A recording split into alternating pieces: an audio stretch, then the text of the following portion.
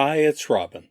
Today we're going to be looking at the difference between load star, 8, 1 and load star, 8. I'm sure many of my viewers do know the difference, but for those who don't, we'll look at the basic difference between them first, and then we'll get into a deeper discussion of some of the nuances of loading on the Commodore 64. So, load is a basic command. If you don't give it any parameters, it will just load the next file on cassette. But we're not going to really talk about cassette today.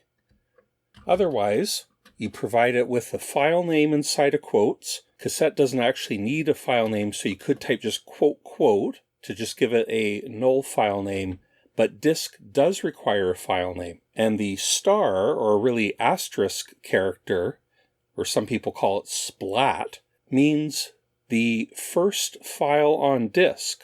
Actually, that's not completely true. It actually means the last file that you loaded from disk, but if you just turn the disk drive on, then it will load the first file. If you want to force the first file on disk, you actually type a colon and then star. And then (8) indicates the device number, and it's what 1541s come pre-configured as. If you have multiple drives or other makes of drives, then they may be configured to device 9, 10, 11, and some devices all the way up to device 15. And then finally, there is a secondary parameter. If you put (0) or just leave the parameter off, then you're telling the Commodore 64 that you want to load this program to the beginning of basic memory, which is normally 0801 hex or 2049 decimal. If you add a non-zero secondary address, then you're telling the Commodore 64 that the program file should be loaded into memory to its specified load address, which is encoded in the file. So we'll look at that load address in more detail later. So really, the quick version is if you just try to load a game, try load star, 8, 1, and if that doesn't work, try again with load star, 8. So let's go through a bunch of examples, and we'll get into more of the detail here. So first, let's look at Mastertronic's Master of Magic, one of my favorite Mastertronic games. We'll try load star, 8, 1. And if the ready prompt comes up, you normally would type run, but instead, let's list it. And here we're presented with a basic program. This is kind of funny for a commercial game to have this, but it is a basic loader program that uses this variable L to keep track of the loading process. When the program first runs, L will be 0, and then it'll be incremented to 1. Then on the next line, if L equals 1, then the screen colors are set, and file E1 is loaded. Now, C64 BASIC has a bit of a quirk to it, where whenever you load a file in a program, the program is started again at the beginning, but variables are intact. So the program flow will go, it'll load file E1, then it goes back here, but L is set to 1 still, and then it gets incremented to 2. So then this next line is run, where file E2 is loaded, then it restarts, and then L equals 3, and so on, all the way through this really long process. So even though this is a basic loader, 8, 1 works in this case. If we typed new and load star, 8, and list it, we can see it still works. In either case, if we run it, then away it goes. And there's the title screen. A raised golden platform thickly covered with dust. You're carrying scroll in your right hand, nothing in your left hand, and you are wearing nothing but your clothes. So Master of Magic's an example of a game that works with both load star, 8, 1 or 8. I think the majority of games are like that. Next is one of my favorites, Autoduel. Now, Autoduel is an example of a game that only works with 8, 1. If we load star, 8 and list, then you get this kind of gibberish on the screen. That's a sign that we need to load with comma 8, comma 1. Okay, did you see how I didn't have to type run? It automatically started loading the Autoduel program, as it says. This is an example of auto load. By the way, that machine gun sound from the 1541 is usually a result of copy protection, where they've deliberately introduced an error to the disk, and the program checks for that error as part of the copy protection. There we go, Autoduel. I love it, despite it being kind of a cheap Apple II port. So I've got the Super Snapshot here. Gone to the machine language monitor, and looking at that Master of Magic disk, if we load star, you'll see it reports the load address here, 0801. That is the start of C64 basic memory, as I mentioned earlier. So now, back to the Autoduel disk. If we do a directory of that, we load star here. So the file boot is loading to this location 032C. So the way this auto load works, well, I should probably do an episode just about this sometime, but these are some of the system vectors, and by loading to 032C, we are overwriting this vector. In this case, it's overwriting it to 0334, low byte, high byte order. If we disassemble that, we see some machine language code, which is then executed automatically because of how this iCall vector was rewritten. I think there's actually a few different ways of doing this auto load trick, but this is certainly one of them. It doesn't work with load star comma 8 because this program is not a basic program that's runnable. Instead, it relies on this operating system vector to be overwritten almost like a virus, but with the intention of launching code that causes the game to be loaded. Okay, so that's Autoduel. Next, we'll look at another example, Platoon. Now, this is a really strange example. If we load it with comma 8, comma 1, it auto boots and fast loads. Okay, so that's pretty normal, and that's got a good fast load. So that's an auto booting game. But if we reset, it can also be loaded with star comma 8. And it doesn't auto boot, well, it can't. If we list this program, we get this quick program that checks for the current device number. It's nice of them to do that. And then loads with probably comma 8, comma 1. So this is really neat. We pop into the machine language monitor here. If we load star, we'll see it actually loads into memory very low at 010A. So if we look at that, what's interesting about it is this is actually a basic program down here in memory. You should be able to see some of it here.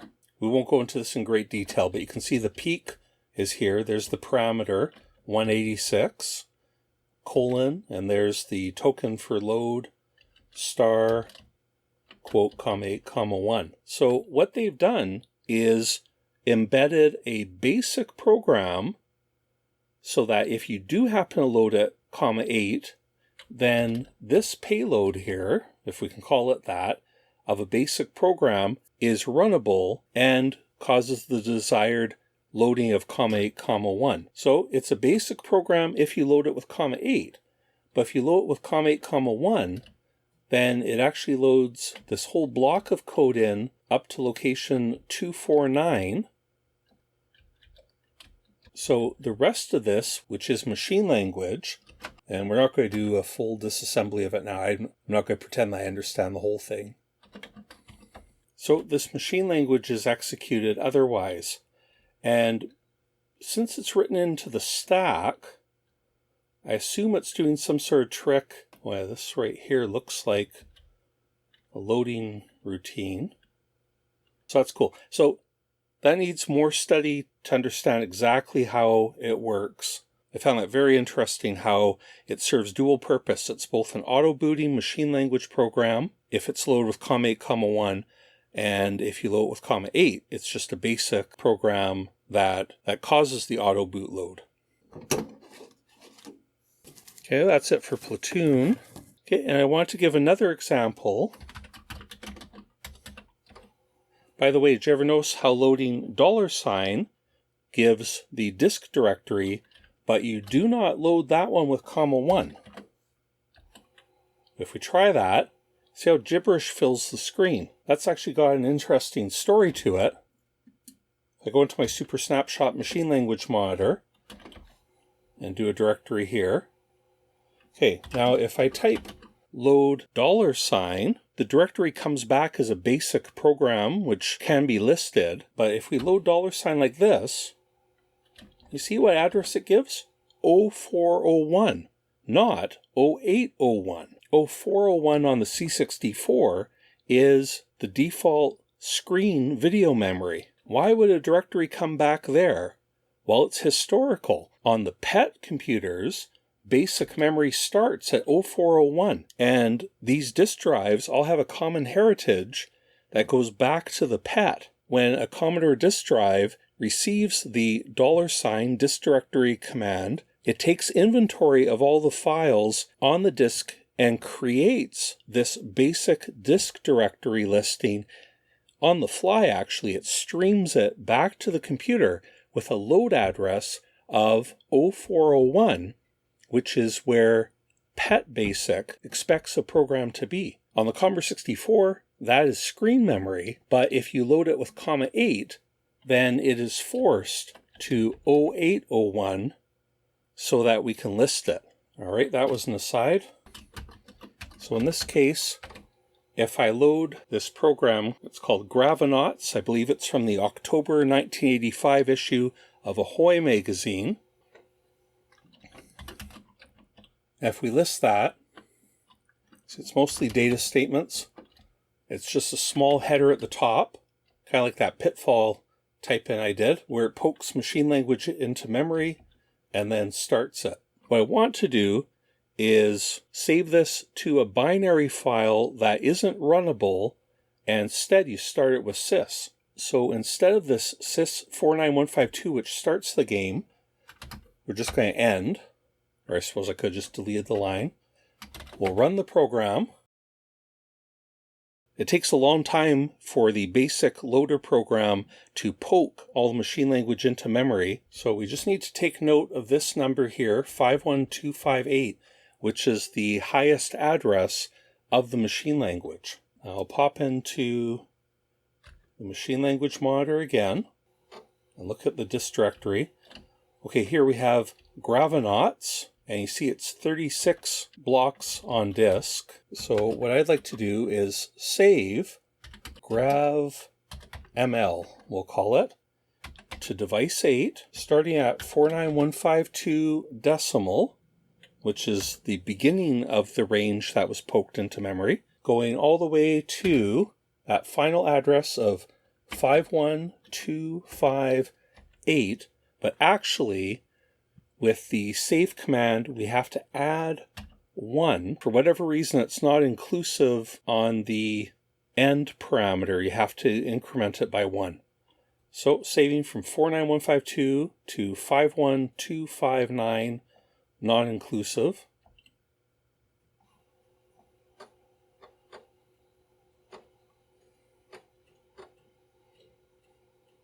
Okay, that's being saved. If we do a disk directory now, we'll see that the new file, gravml, is only 9 blocks in size. And we'll power cycle the computer here. And now we'll load gravml. And if we load it with .8, this is loading it as if it's a basic program and list it. We don't see any basic listing at all. If we load that file .8, .1, there's also no listing, but if we sys 49152, then the game starts. This is a little bit like Joust. This was one of the better type-in games that, that I had in 1985.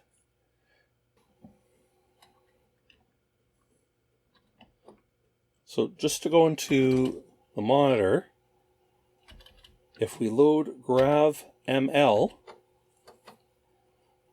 and we'll see here, well, I overwrote this, but it's loading to address C1000, C000, and if we just type that in and convert it, that's 49152. So if a program loads into basic memory, then usually it's runnable, that is 0801. If it loads in lower, then usually it's an Autostart program, and it will just start on its own. And if it loads into upper memory, such as this C1000, then usually you start it with a sys command, and usually whatever the load address is also the sys command. Okay, we've seen lots of examples of loading with .8, .1. How about programs that only work with .8? So this one, if we load with .8, .1, and list that, we get gibberish. Although that 2064 may be a sign of what's going on here. So that is not runnable. So if instead we load it with .8, then we can run it and it boots. So what's the reason for this? So if we do a disk directory here, just has one file on the disk. If we load star, see, it loads here to 0800, which is really odd. It's off by just 1 byte. Normally that would load to 0801. I don't know the reason for this. I can only guess that this is an error. In a sense, basic memory does start at 0800, but it expects a 0 byte to be put there, which most programs don't include. Instead, that 0 is assumed to be there, and then the program starts to load at the next byte. Anyway, I don't really understand why they did this. This is like a blooper in Ultima III, why it loads off by 1 byte. Anyway, it's a bit of an oddity, but there are programs like this that will not load with .8, .1, even though they're a basic program. Actually, I just got Attack of the PETSCII Robots by David Murray. This is David's new game, and I think I'm going to make a video about this on its own soon, especially with the focus on the VIC-20 and PET versions here. But I wanted to use this just to demonstrate something. On the first side of the disk is the C64 version of the game. So if we load star, then as you'd expect, it loads to 0801. Okay, but on the back side of the disk are the VIC-20 and PET versions. So if we load VIC star, we'll see it loads into memory at 1201. It's the fast loader on the Super Snapshot that's causing the screen to blank, by the way. We see it loads to 1201. That's the default location for VIC-20 programs is 1201, at least with a certain RAM configuration. And if we load PET star, I don't know why it said verifying. You see here that loaded to 0401 in memory, which is where BASIC starts on the PET.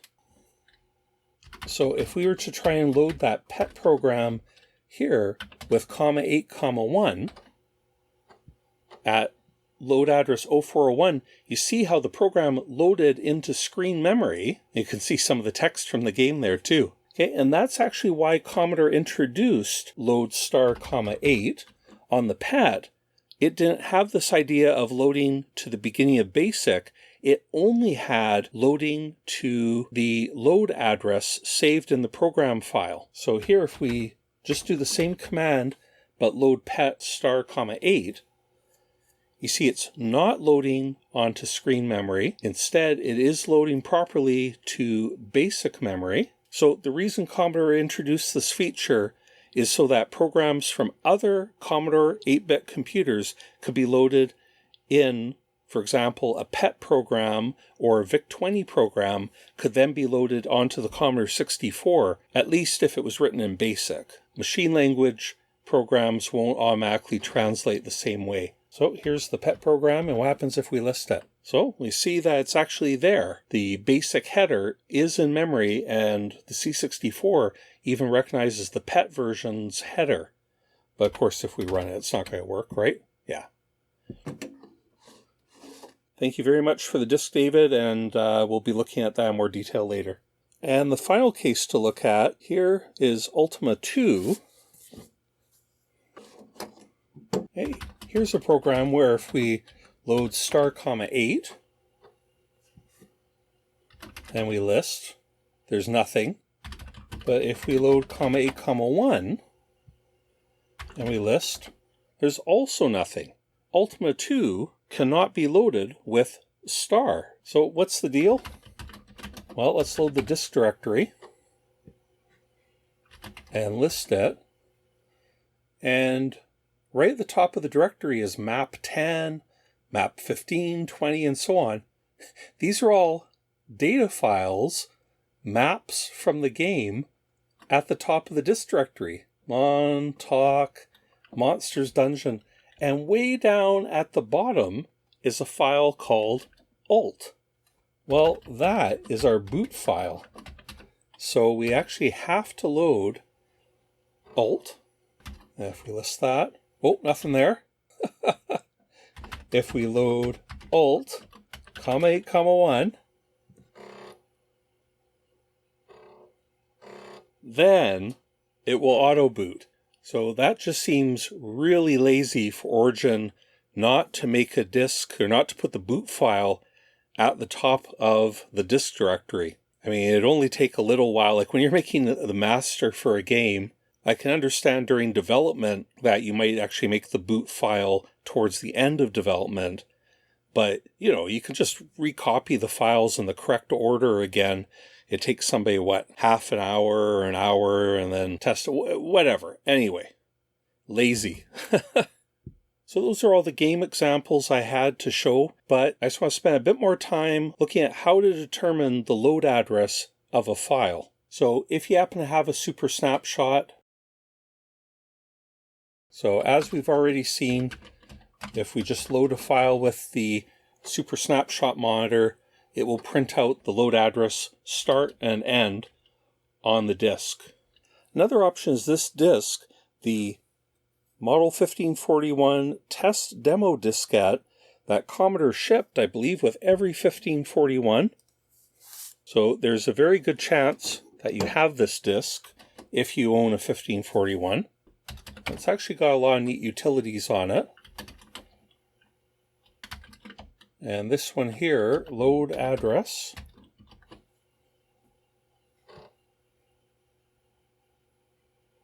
So we just run it. It asks what disk unit, 8, disk drive, 0 or 1. Of course, this is just a single unit. Okay, so unit 8. And it wants the program name. So I know there's a file on here called DOS51. And it tells you here that the current load address is hex CC00, or in decimal, 52224. Do you want to change the load address? No. Okay, and we'll just put Ultima III in here. And that boot program is just called Ultima. And again, that's what we already discovered, that the load address is 0800 hex, or decimal 2048. Do you want to change the load address? We could actually correct it. So that'd be 2049, the proper start of BASIC. Okay to write it? Well, I am not going to write over my original Ultima III. Although actually I couldn't because the write protect notch is not notched. It doesn't have a write protect notch. Okay, and one final thing, I've got a copy here of Fast Hack'em. No, it's not an original, of course. I don't think I've ever seen original of Fast Hack'em. And if we go into the 1541 drive and the sector editor, this is just one more way of seeing the load address. Okay, and again I'll put Ultima III in. And track sector defaults to 18.0, which is the directory. And the first 2 bytes, see down where it says position 0 and byte 1. Okay, this is the directory header, and the first 2 blocks point usually to track 18 sector 1. But actually, this particular disk, position 0 is pointing to byte 1, track 1, and position 1 is pointing to byte 0. So this is actually, when I press J to jump to the link, the next sector on this disk is actually back at 1, 0. That's interesting. So we'll jump there, and here we go. Here is the next block of the disk directory, which is pointing to 0, 255, so that means that this is the end of the directory. Anyway, we won't get too bogged down in this, but the point here is, here's the file name, Ultima, and the 2 bytes before it are a link to the track and sector where that file can be found. So byte 1 and 1. So when I press J, it's going to jump to track 1, sector 1. So we'll do that. And here is the Ultima program file on disk. This is a sector of 256 bytes, and the first 2 bytes jump to the next track. So you see down where it says byte above the command menu, that is 1 and 2. So this program continues the next block on track 1, sector 2. But what we came here for is the next 2 bytes. Position 2 and 3. In a program file, these point to the load address. So this is where the load address lives. Byte 0 is the low byte, and 8 is the high byte. So that works out to 800 hex, which we've discussed already, 2048. You can see more of the program there in the block. But anyway, this is where the load address lives. It's the first 2 bytes of the program file. Of the 256 byte sector, there's a 254 byte payload, while the first 2 bytes are reserved for links to the next track and sector. They're essentially pointers. So this is actually the first byte of the program, and that's the second byte. That's the load address. Okay, that was a little bit of a weird example. We'll just look at one more. Here's that disk that I loaded that had the Gravinauts game on it. Let's go new block. Let's go back to track 18 and sector 0. So here's the header for my disk. Press J to jump to the next track where the files are stored. These 2 bytes are links to the next directory track, which doesn't exist. And then these 2 bytes jump to track 17 and sector 0. So we'll jump there for the Gravinauts program. And here, again, this is a link to the next track and sector. And here is byte 1 and byte 8.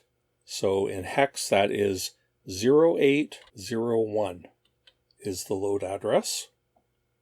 And if we look at that track 18, sector 1, here's the GravML program I saved. And it's saved to track 19, sector 6. We'll jump there. Skip the track sector link. And here is byte 0 and byte 192. So 192 decimal is C0 hex, and that loads, so that loads to C000. Just another way of looking at how this works. Okay, and by the way, if you're using a wedge, then the shortcut for loading is a slash. That's the same as loading (8). And % is the same as loading (8), 1. So I can just move right up here, type a %. That's the equivalent of loading (8), 1. And then we can sys 49152 to start that up. And away we go. Wow, that was a long one. I thought that was going to be short. Okay, so I hope that's expanded your understanding. So special thanks to my patron, Michael Doornbos, who has asked a number of questions that I've been wanting to make videos of, but I want to cover this idea of loading and load addresses, how files sit in memory, why it matters. First, kind of as a background, I might refer back to this episode in future episodes.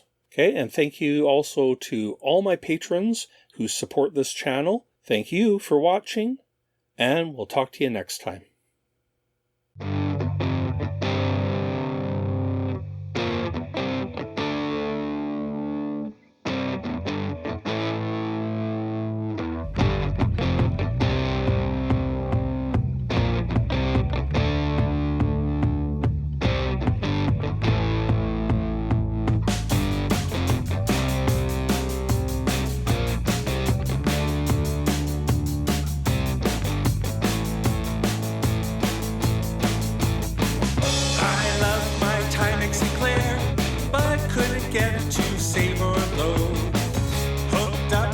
Every quarter